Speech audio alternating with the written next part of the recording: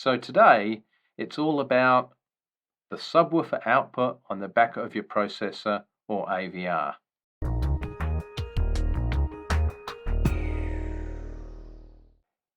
You may have two of these, but the principle is the same. So let's just talk about one.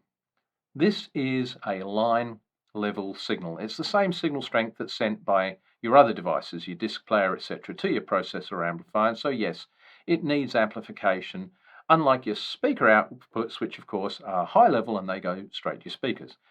With subwoofers, the amplifier is either built into the subwoofer itself, these are called active subwoofers, or the signal goes into a separate subwoofer amplifier, then via speaker cable to the subwoofer. This is a passive subwoofer. But here is the thing, and in my earlier days I actually didn't realize this until someone else laid this out for me as well. While there is one output normally, and it's an RCA, there are two very different signals coming out of it. The first signal is your base management signal. This is the one that you might be familiar with and is connected to your crossover levels that you set for your main speakers. Sometimes you'll see this as a value, say 80 Hz, or sometimes you might just see large or small speaker selections, which has really very little to do with the size, but it's asking you, can your speakers manage full range sounds with all the bass included? But this is a bit misleading because even if they can, it doesn't mean they should. Bass takes a lot of power. Imagine holding a piece of cardboard out of a car window whilst you're driving along. Other than being careful you don't hit someone, the force of the air on it is considerable.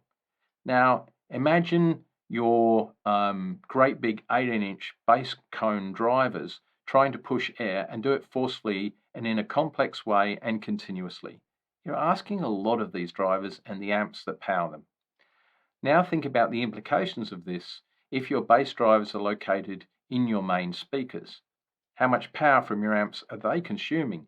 And wouldn't it be much better to free up that power to give your main speakers the headroom and dynamic range they need? Especially if you're running a multi-channel AVR. These tend to share channel power and you're likely robbing your entire system of performance.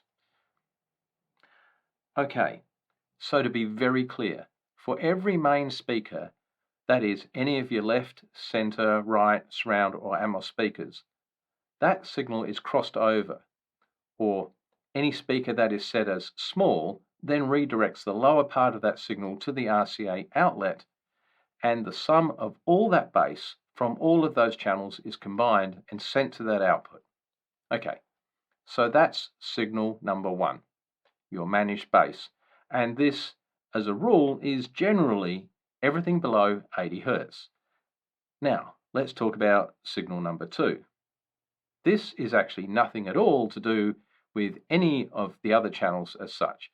It is its own dedicated channel. It's called the LFE signal or channel, and it is its own beast, and it's mixed and created separately from the other channels at the studio. This is the 0.1 in your 5.1 or the 0.1 in your 9.1.4.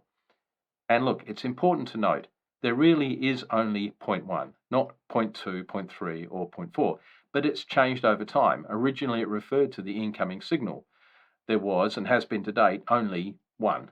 So technically it can only ever be referred to as 0.1, but these days people, I guess because they didn't understand that, it came to represent the physical number of subwoofers in the room.